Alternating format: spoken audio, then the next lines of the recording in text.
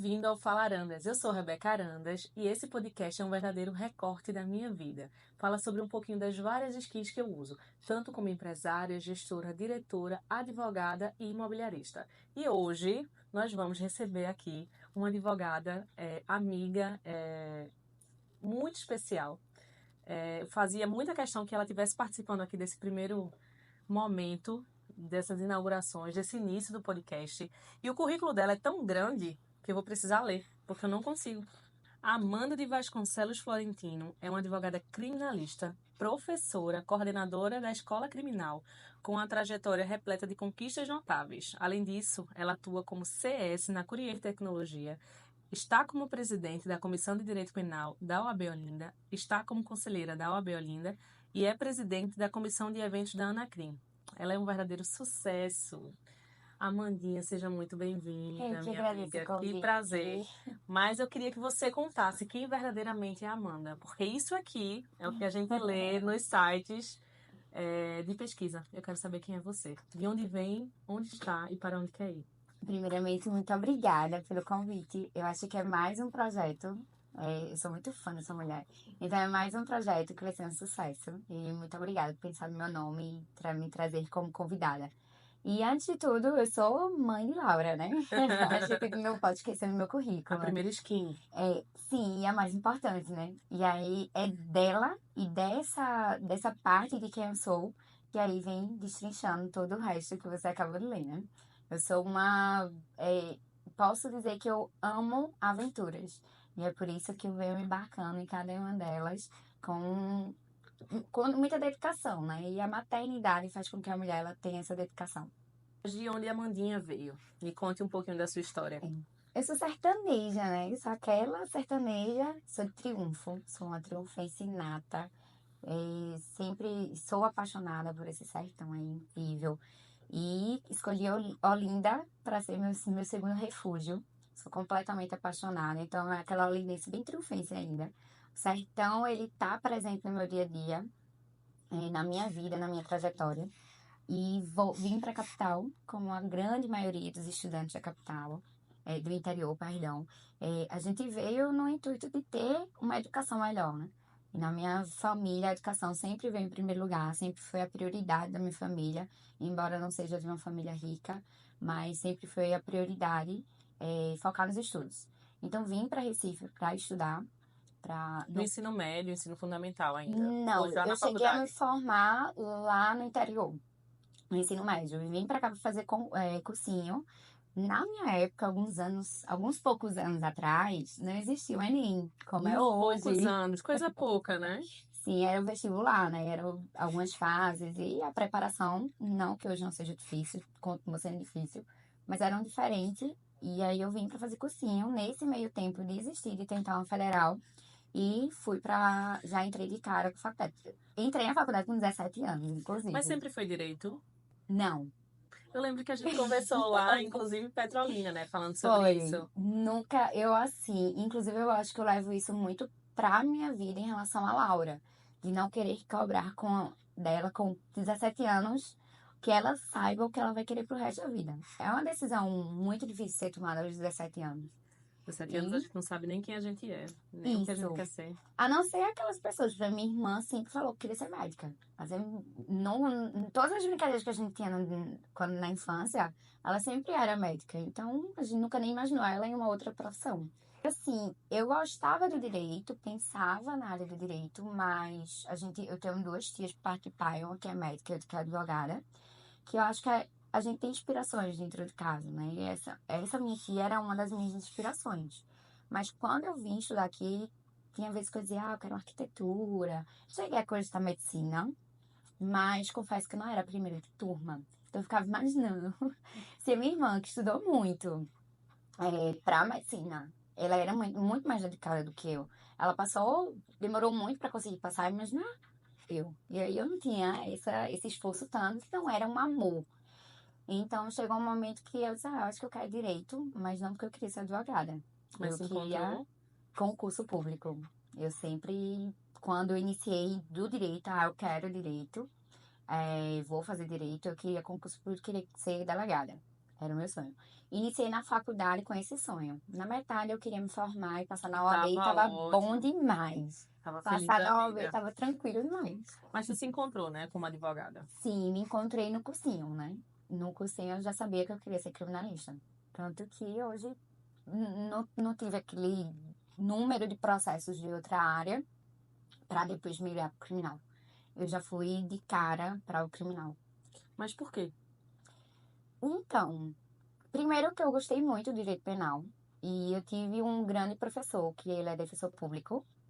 E ele é professor de prática, né? Prática de processo penal, que é doutor Manuel. Eu conheci na faculdade como Manuelzinho. Ele foi também meu orientador da faculdade, do meu TCC.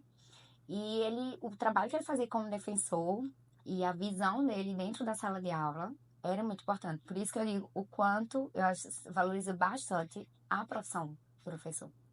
Hoje, nesse momento, a gente está falando aqui em relação à graduação, que é uma inspiração que fez você escolher o que você queria pro resto da vida, mas lá no início, o professor que ensina a escrever, a gente só é o que a gente é, graças também aos ensinos e aquela troca que tem com o professor, né? Principalmente. É. E aí, Manuelzinho, ele é muito dedicado, ele trazia trabalhos assim excelentes, e eu comecei a ter já tinha um olhar mais crítico pro criminal, porque eu queria delegado, já estudava para concurso de delegado, e aí escolhi minha segunda fase em direito penal.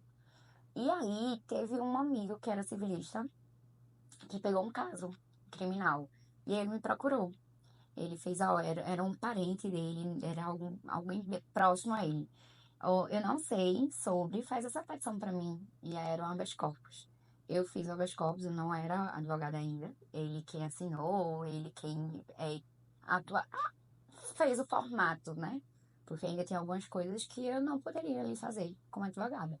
Mas a tese principal, a criação daquela petição veio ali enquanto estagiária, posso dizer assim. E aí deu certo e eu acho que eu tenho um jeito para essa área. Passei na OAB, continuei estudando para concurso público e aí foram surgindo clientes. Foi surgindo, foi surgindo. Quando eu percebi, eu já não estava mais estudando. Eu estava já atuando. Logo em seguida, comecei a dar aula de direito penal e não parei mais. E como é que, em qual momento você se olha assim, olha a sua trajetória, se olha no espelho e se vê como uma advogada com nome já no mercado? Quando a Amanda pode dizer assim, poxa, realmente. Olha, eu acho que eu tenho dois momentos muito marcantes, né? Porque nesse meio tempo eu tive uma gestação. E para a mulher é sempre mais difícil. Não tem como. Então, quando eu engravidei de Laura, eu estava no melhor momento da minha advocacia. Eu estava conseguindo. Porque a gente inicia, dizer que ser advogado é fácil é a maior mentira que poderia dizer. Mas é muito difícil. E você até precificar os seus honorários, ele é muito difícil. E chegava um momento que você ficava ali num eterno valor. Quando você começa a aumentar seus honorários, mesmo assim tem contrato entrando, você consegue começar a pagar as contas do escritório, você consegue até uma vida melhor, você consegue a se enxergar como um advogado de sucesso. Um profissional, na verdade, não só para advocacia isso aplica.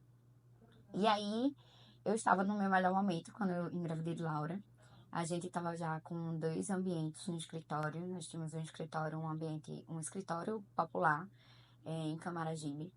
Tava em ascensão lá, porque no início a gente só paga as contas do escritório, né? Depois é que E começa a dá vir os graças a lucros. Deus por isso, né, Amandinha? Nos primeiros meses a gente não consegue nem pagar com o escritório, né? Tem que tirar pro seu mesmo. E estávamos já com o escritório boutique. E já era uma proteção bem maior. E aí veio o impacto, né, de perceber, de saber que engravidou. Eu trabalhei bastante durante a gestação para poder ter aquela folga dos primeiros meses de vida de Laura. E aí veio a pandemia. Então, como eu tinha muito receio, o pai dela também é criminalista, o que também ajudou bastante. Então, a gente não fechou as portas para os clientes que chegaram, não é porque eu tinha esse apoio, né? Voltando à pergunta, eu tenho dois momentos da ascensão.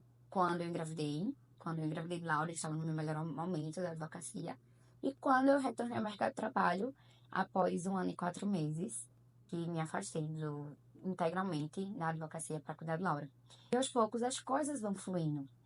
Retornar também é muito difícil, mas a gente sempre tem locais e pessoas que abrem as portas, porque a volta da maternidade não é só a questão de estar, de ter o seu nome, porque ali o nome eu já tinha construído, mas de colocar em xeque o seu trabalho, porque naquele momento você tem uma criança que depende de você, e óbvio que a criança sempre vai ser prioridade. Mas eu acredito que esses são esses dois momentos na minha vida. A Amandinha tem uma skin tua que eu gosto bastante. E eu vou até começar fazendo uma pergunta. O que é CS da Courier? Por favor, tire essa dúvida. CS é sucesso do cliente, né? Vem do Customer Success. É uma célula criada dentro das empresas, advindas principalmente das grandes empresas fora do Brasil. E hoje a gente já tem dentro do mercado bem fixado, nacionalmente falando. As grandes empresas, a gente tem a célula de sucesso do cliente. E ser CS dentro da Courier foi um desafio, um dos desafios no pós-retorno da maternidade, né? Como é que você exerce essa função? Por exemplo, como é que você agrega essa função de ser CS e ser advogada? Qual a ligação entre elas? A empresa que eu trabalho hoje, ela é voltada para o meio jurídico. A empresa Courier é uma empresa de tecnologia jurídica. Então, tem tudo a ver porque é o meu dia a dia. Então, eles conhecem o que... Não que eles não saibam, né? Tem outros advogados também lá dentro. E a gente a gente acompanha o dia a dia do advogado. Seja atuando em departamento jurídico, ou seja, de forma autônoma, né? Nós temos uma carteira de cliente aí de mais de 1.500 clientes de nome, departamento, empresa e advogados. E aí foi um desafio lançado, e como eu iniciei aqui falando, eu sou a amante dos desafios. E eu fui para correr com um pensamento de vida que como eu estou retornando para o mercado de trabalho, vou aproveitar, mas eu tenho uma média aí de ficar um ano, menos de um ano, e depois peço demissão para focar no meu escritório. Só que eu me apaixonei pela tecnologia. E já se vão quantos anos? Vou fazer 3 anos de casa e sou muito feliz lá. Cada vez mais integrada, né? Sim, eu acho que a gente precisa, o advogado. Inclusive, eu cheguei lá, eu até chegava comentando, eu sou advogada, jovem advogada, de idade também, e a gente sabe que as pessoas mais jovens, quanto mais jovem, mais adepto à tecnologia. E eu era péssima em tecnologia. A minha mãe, ela é muito mais tecnológica do que eu. Então, tudo que eu precisava de tecnologia, eu precisava pedir para minha mãe. E eu precisei virar essa chave. E eu vejo o quanto fez diferença na minha advocacia. E a advocacia, a gente pega as dores da advocacia, do que eu preciso, chego lá, a gente tem uma grande pessoa lá, que é esse o Leandro, que é a pessoa criadora de muitos produtos dentro da Courier. Então, muitas vezes eu reclamo de alguma coisa que eu tô passando no meu dia a dia, na advocacia, eu tô com essa dor. Que tal a gente criar um serviço que vai atender isso? E a gente já vai conversando sobre isso. E o bom de você agregar duas áreas é justamente essa. E eu acho que você não está fadado. Acho que na pandemia também veio a questão de muitas pessoas precisar ter mais de um emprego. Na verdade, não é mais de um emprego, é ter uma outra opção. Eu não acho hoje nem que a advocacia nem que a Courier é a minha segunda opção. As duas são a minha primeira opção. Eu foco muito nas duas. São realmente as coisas... É o meu trabalho. Mas, obviamente, que uma tá ali completando a outra. E a tecnologia hoje ela vem cada vez mais forte dentro de todas as áreas, todas. E eu acho que até a advocacia em si, que as pessoas poderiam imaginar que não seria necessário, porque nosso mercado é extremamente tradicional. Mas a gente vê, enquanto advogadas mais jovens, o quanto é necessário, o quanto vem facilitando o nosso trabalho. Então, assim, eu acho que dá para aliar muito bem a advocacia e você entendendo as dores enquanto profissional. E apresentar isso na Courier, o que eu acho isso massa. Já te falei isso, eu acho essa skin aí muito interessante. Se a gente parar para pensar, antigamente, acredito uns 20, 30 anos, o advogado não tinha como eu posso dizer, a agilidade de ter sua publicação além do seu e-mail. A gente tinha aqui no tribunal, no diário, que não era online, o diário chegava na sua casa, o diário oficial, como jornal, e procurar suas publicações. Eu já ouvi falar de estagiário que era contratado Só só para para esse isso. fim. E eu fiquei, graças a Deus, não fui eu, porque que paciência, né? Você ficar procurando dentro de um jornal todas as publicações. E a Courrier nasceu assim, que na época não era Courrier o nome, era Capital Login. Ele nasceu justamente assim, ele pegava dentro do, do Diário Oficial aquelas publicações, fazia os recortes para o teu cliente e mandava lá, olha, aqui estão os teus recortes. E aos poucos Para buscar foi essa segurança, para né? buscar Nessa essa entrega. segurança. Era uma empresa que fazia só esses recortes dentro de um jornal. E foi evoluindo e nós temos o nosso produto de distribuição, que veio advindo da distribuição e também o jurídico, que veio advindo desse formato. Só que hoje tudo digital, a gente chega. Quanto menos espera, tá lá no seu e-mail. E tem uma pergunta aqui, eu fico até um pouco suspeita de perguntar, sabe? Porque tem relação, inclusive, com a minha própria trajetória. Mas como é que a Amanda conseguiu, assim, surgir dentro da instituição, da UAB, ao ponto de se tornar presidente da Comissão de Direito Penal?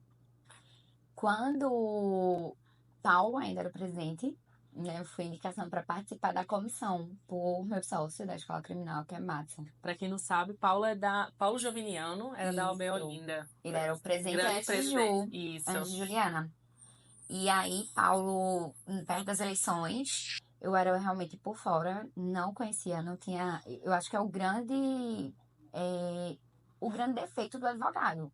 Principalmente quando não conhece sua casa. Porque a OAB ela é a casa do advogado. Uhum. E eu ouso dizer que ela que a gente diz que nossa casa mesmo é o fórum.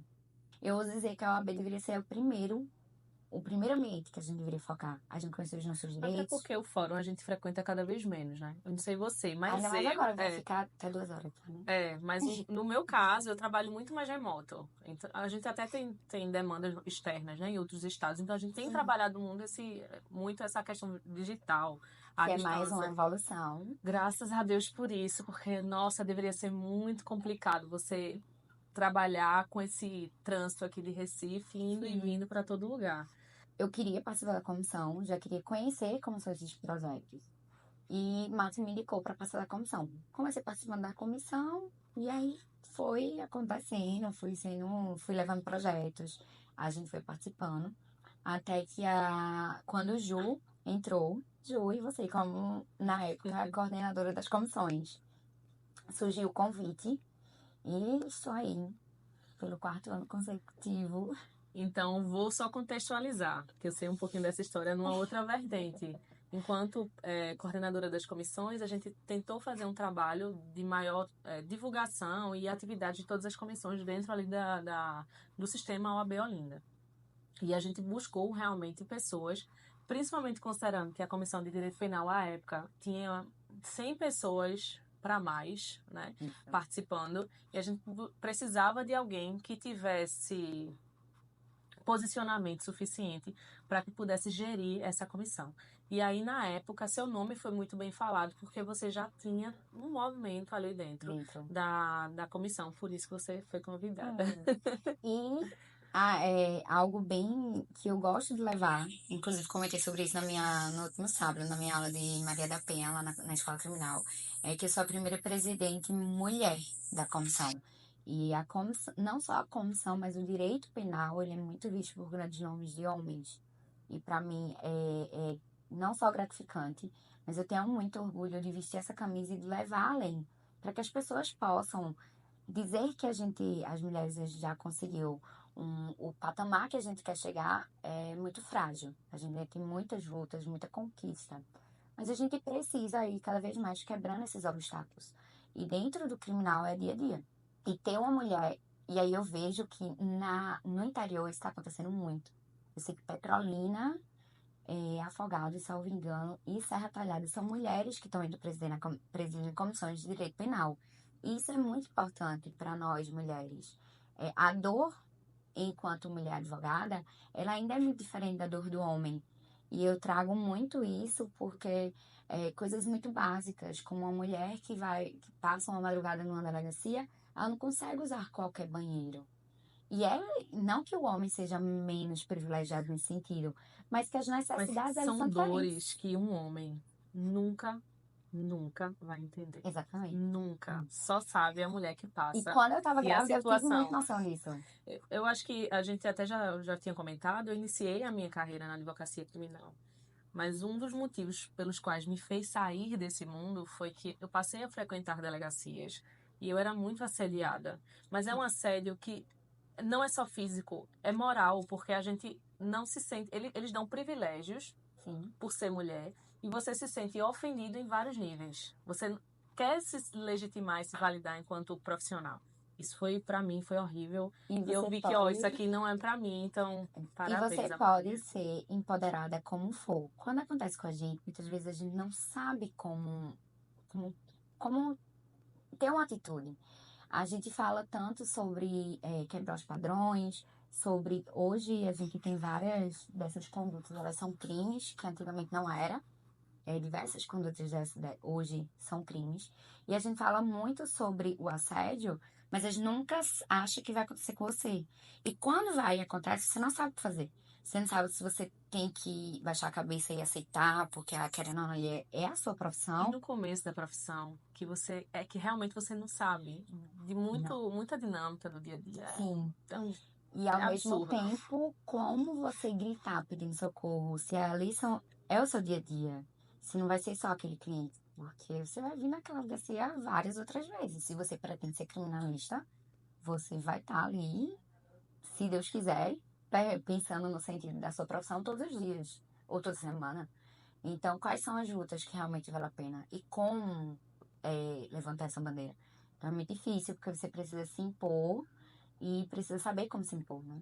Mas mudando um pouquinho de pauta, Amandinha, porque essa é uma pauta delicada. E eu acho que se a Sim, gente pudesse, a gente passava simplesmente o dia inteiro com certeza. contando versões, inúmeras versões sobre essas situações. Mas eu queria que tu me contasse uma história engraçada dentro da tua advocacia.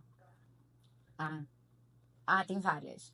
O criminal, ela tem suas peculiaridades, né? Porque além, eu tenho várias engraçadas, mas tenho muitas tristes. E quando a gente fala nas tristes, é muito em relação à família. Você precisa ter muito. O advogado tem que ter um pouquinho ali de paciência. Vai Psicólogo, funcionar. né? Com certeza, Terapeuta. terapeuta. E você sente muita pena dos familiares. Você sente muita pena. Uma engraçada foi uma família que queria me pagar com uma vaca.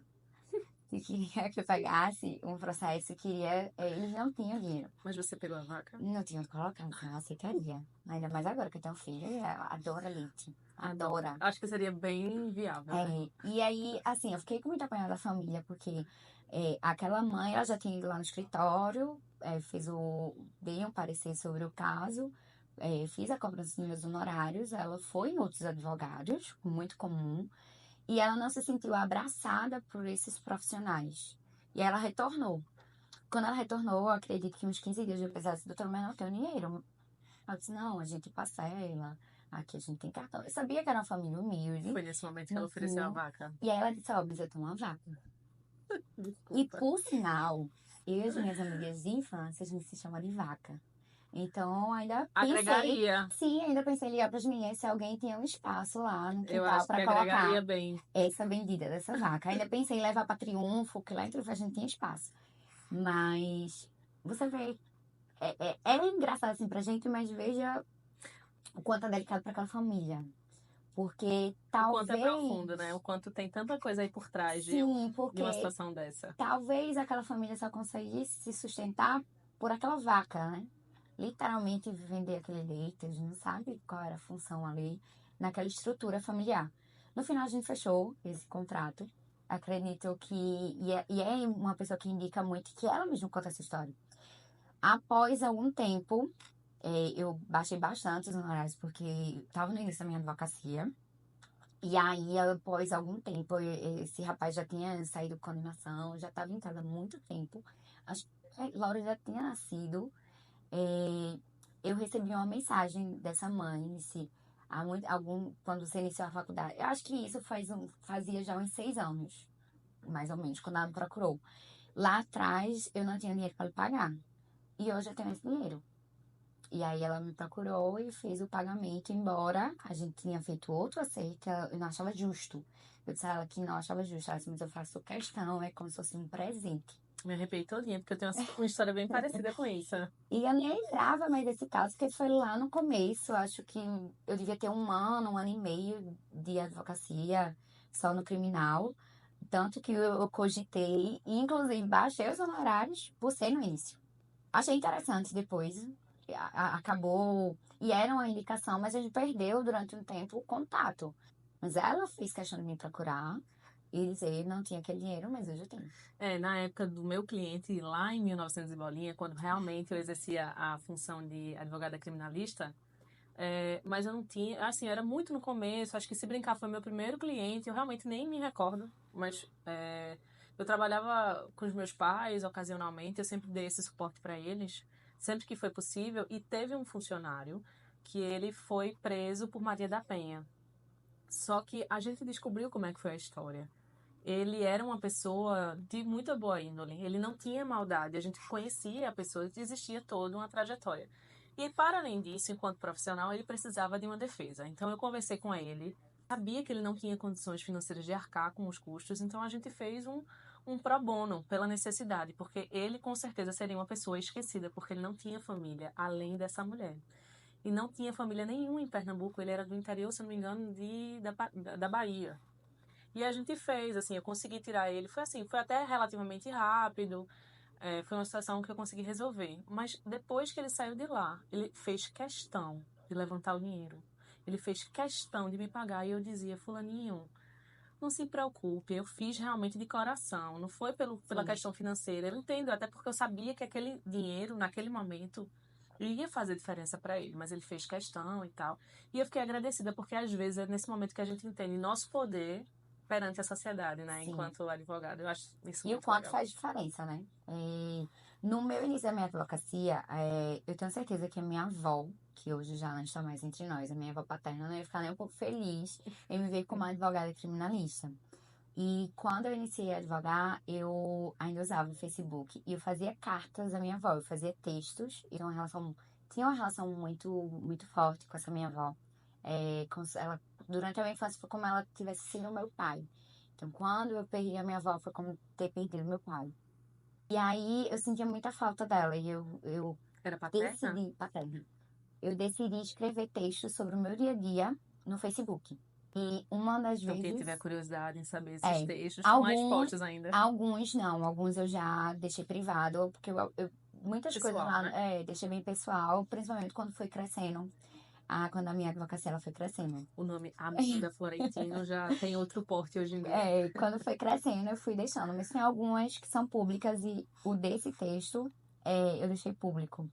Eu cheguei na central de flagrantes e tinha um pai que estava desesperado. E você via assim, você conversando com o pai, você via que era uma pessoa que trabalhou demais, tráfico de drogas. E ele só se culpava o tempo todo. Onde foi que eu errei? Onde foi que eu errei? E eu fiz um texto bem emocionante, que aí na época viralizou ali entre os advogados. E quando eu cheguei para falar sobre isso na minha psicóloga, e aí eu peguei esse processo pro bono, a minha psicóloga fez, você fez a diferença para aquela família atuar nesse caso, você fez a diferença. Mas o pro bono e a diferença, ela não vão pagar suas contas. Então é o momento de você começar a analisar que cada pessoa e que cada profissão existe não só para fazer diferença no mundo e porque existe um contexto social, mas porque vocês precisam pagar as contas. E eu acho que você se validar enquanto profissional, né? E Sim, eu acho que é por isso, inclusive, que há uma crescente na cobrança dos honorários. Você inicia precificando errado, porque a gente só descobre que a precificação foi errada lá na frente, quando não está mais entrando dinheiro daquele processo, sim, e você vê que ele não se pagou. Mas você vai se vendo como profissional, você vai crescendo, você, enfim, você assim como eu, a gente vai estudando, a gente vai se ampliando o conhecimento de forma geral. Aí a gente, por isso que a precificação acontece, porque existe essa validação. Você se encontrou ali na profissão e sabe, ó, eu sei o meu valor enquanto profissional e eu sei que eu mereço, entre aspas, esse valor, né? o meu primeiro cliente criminal, eu trabalho até hoje.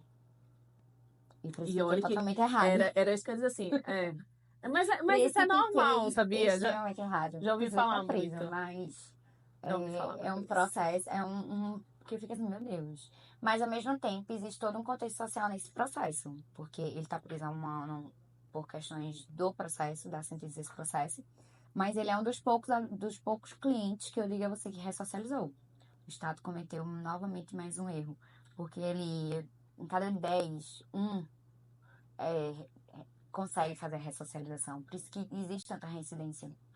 E esse era um deles.